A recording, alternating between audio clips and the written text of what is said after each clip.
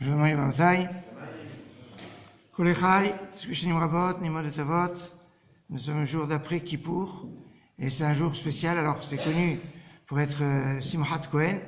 La Simchat Kohen, c'est. Alors, à Djerba et en Libye, les Kohanim ne font aucun travaux.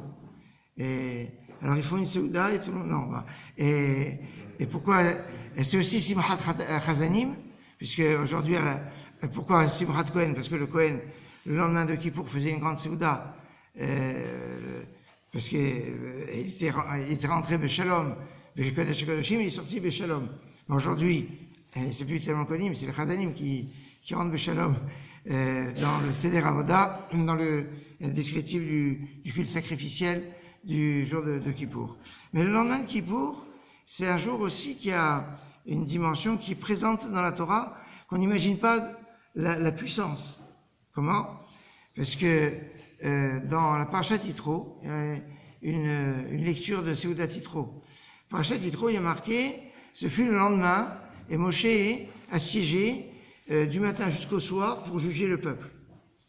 Et Rashi, de suite, donne comme commentaire que c'était quand le lendemain de Kippour.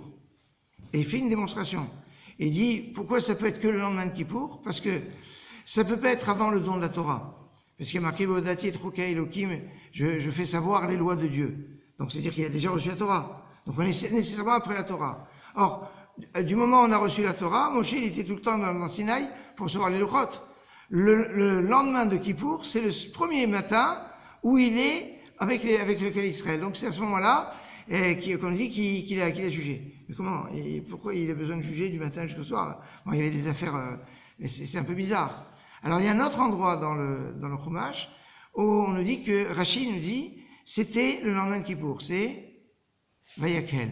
Parashat Vayakel, Moshe et Kol Ben Israël. Moshe a rassemblé tous les enfants d'Israël. Donc c'est pas seulement Kippour de rassemblement, c'est le lendemain qu'il se passe des choses aussi. Et il a rassemblé les Bnei Israël. Pourquoi? Deux choses. Leur donner la halachot de Shabbat, le début de Vayakel c'est par le Shabbat, et leur ordonner ce qu'ils vont donner pour le Mishkan, pour le sanctuaire. Et pendant 2 jours, ça a duré que 2 jours, la collecte d'or, d'argent, de tout ce qu'il y avait besoin pour la construction du Shabbat. Baboker. Alors une discussion, est-ce que c'était aujourd'hui et demain, ou demain et après-demain? En tout cas, et c'est le lendemain de Kippour où il y a eu la collecte, donc c'est bien de s'équiter de ces dons de Kippour, le lendemain de Kippour. Bon, c'était un petit clin d'œil. Et donc, alors là, on va comprendre la corrélation entre les deux. C'est en fait que quand on doit construire le Mishkan, on le construit avec de l'argent, mais dont il n'y a aucune discussion de savoir à qui ça appartient. Et en fait, les Bnei Israël, quand ils étaient dans le désert, c'est pas qu'ils étaient en train de se chamailler, de dire tu me dois ou je te dois. Non, c'est est-ce que ça c'est vraiment à moi? Est-ce que c'est pas à quelqu'un d'autre? C'est vraiment à moi, je vais pouvoir le donner au Mishkan. Si c'est pas à moi, je peux pas le donner. Alors comment ils pouvaient savoir? Ils sont venus voir Moshe pour qu'il juge. Donc en fait, Moshe est venu juger pour savoir sur les biens à qui ils appartenaient vraiment, pour savoir si on pouvait les donner au Mishkan. C'est pour ça que les deux sont reliés ensemble.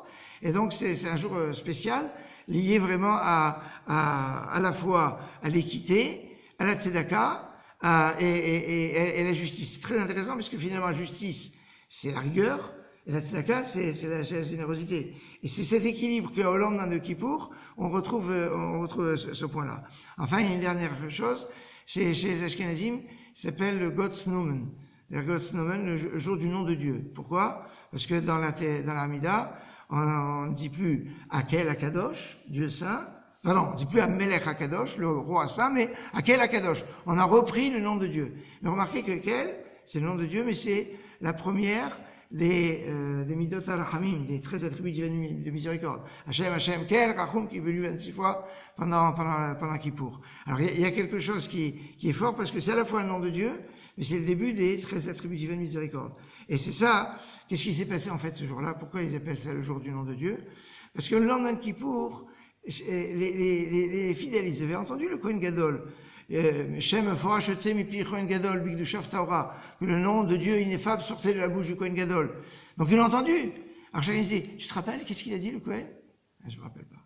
Alors, il ne se rappelait plus parce que, en fait, le nom, on le connaît, Yud Kei Vav Kei, mais quelle ponctuation mettre? Ça, c'est ça tout le secret. Et donc, ça, il ne se rappelait pas, et c'est pour ça qu'on l'a appelé le jour du nom de Dieu, parce que, je me rappelle pas du nom de Dieu, on attendra qui pour le prochain, et ça reste le secret du Kohen Gadol, mais c'était le secret, à un moment, de tous les Kohanim, quand ils faisaient la Birkat Kohanim, dans la Birkat Kohanim, ils disaient le nom d'Hachem. C'était bon, après, à partir de Shimon HaTzadik, ça s'est arrêté parce que bon, voilà. En tout cas, c'est le moment de souhaiter de Kol Echai, Tiskoshinim Rabot, Nimod Vetovot, et on peut encore souhaiter Gemar Chatzima Tova, puisque le dernier saut, c'est Hoshana Rabbah. Comme on dit, jugement à Rosh Hashanah, c'est la cour d'appel à la Neila, et la cassation à Hoshana Rabbah, Gemar Chatzima Tova.